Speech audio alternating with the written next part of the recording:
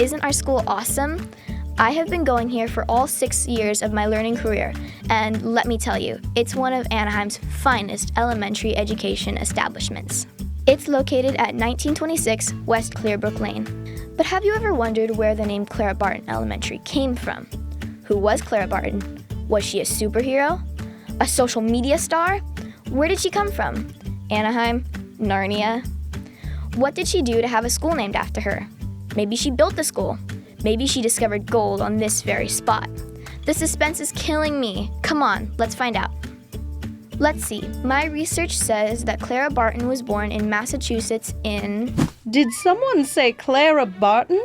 My ears are burning. Oh wow, it's Clara Barton. Yes, hello, darlings. Miss Barton, what an honor. Would you mind telling us about yourself? Why is our school named after you? Are you a superhero? Did you discover gold here? Do you like puppies?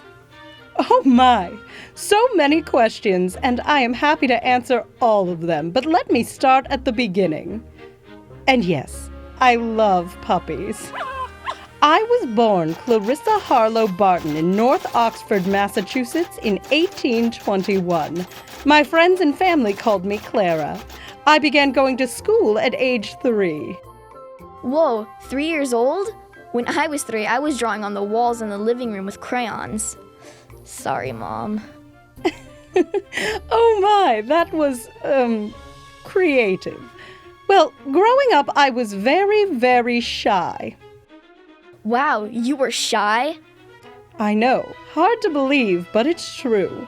Despite this, I kept up with my brothers. We would play together every day and go horseback riding too. However, one day my brother David fell off of the barn roof and was seriously injured. Oh no! At only 10 years old, I began nursing my brother back to health. I distributed his medications and used leeches to bleed him. Bleed him? That's not nice. Oh no, my dear, it didn't hurt him.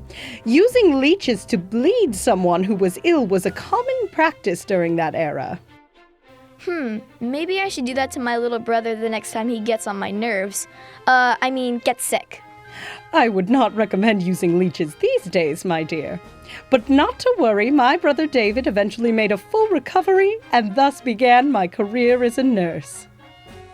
That's incredible. And you were still just a child? That's correct. Not long after that, my parents encouraged me to become a teacher to overcome my shyness. In 1838, when I was only 17 years old, I became a teacher and I loved it. For the next 12 years, I taught in schools in West Georgia and even Canada.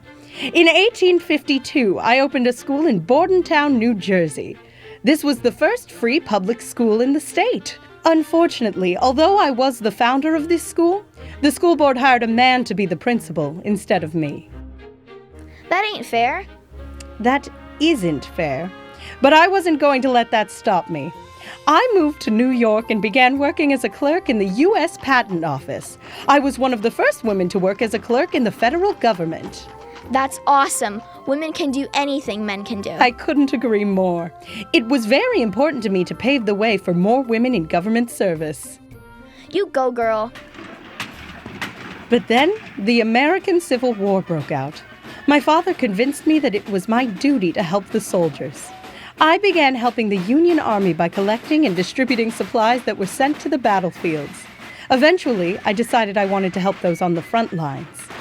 Other nurses and myself would distribute supplies, clean field hospitals, apply dressings to wounds, and even feed wounded soldiers. In 1864, General Benjamin Butler put me in charge of the Army hospitals along the James River.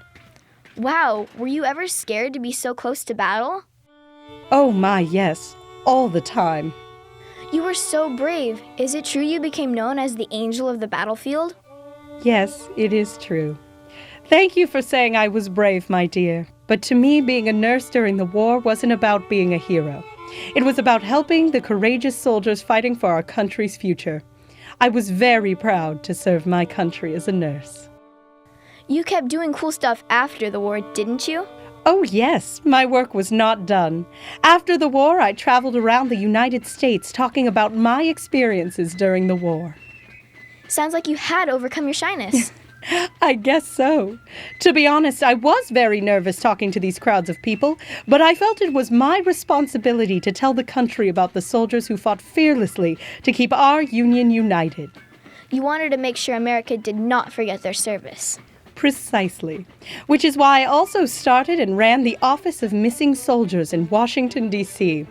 There, we worked to identify missing soldiers that had been killed during the war. Our office helped locate over 22,000 men and install over 13,000 grave markers in Georgia. Amazing! During this time, I also met Susan B. Anthony and began a long association with the women's suffrage movement. Say what? Yes, it's true. I worked for American Women's Equality, and after becoming acquainted with Frederick Douglass, he inspired me to become an activist for civil rights and fight for the equality of all Americans. Wow, you did so much. I can barely chew gum and walk at the same time. Well, after serving my country for so long, I was left exhausted. My doctor ordered me to remove myself from my work. I decided to make my way to Europe for some rest. However, while I was in Geneva, Switzerland, I didn't exactly rest. Ooh, I'm telling. Just kidding, Miss Barton. Oh, how comical you are. Well, my pull to service led me to begin helping the International Red Cross during the Franco-Prussian War in France and Germany. When I returned home from Europe, I began to lobby for an American branch of the Red Cross. Eventually, the American Red Cross was founded in 1881. I served as its first president and oversaw relief efforts until 1904. Then I traveled around the country giving speeches and lectures. I also wrote a book entitled The Story of My Childhood. This is all so incredible. You are such a helpful person and a pioneer for women in America. You're probably the most famous nurse in American history that was never formally trained as a nurse. And you never stopped helping and inspiring people your entire life. Oh, well, thank you so much, my dear. It brings my heart joy and pride to know I inspired so many to serve their fellow Americans. I am proud that our school is named after you, Miss Barton. I hope all of us students at Clara Barton Elementary follow in your example of service. Oh, thank you. My goodness, I'm glad this picture is in black and white. Otherwise, you'd see me blushing. Wow, Clara Barton was an incredible person. A school teacher, a nurse, a humanitarian, and founded the American Red Cross. No wonder our school was named after her. Now, I gotta run. I want to follow Miss Barton's example and find someone to help. Oh, I see Miss Harris carrying a bunch of books. Hey, Miss Harris, let me help you with that. See you later.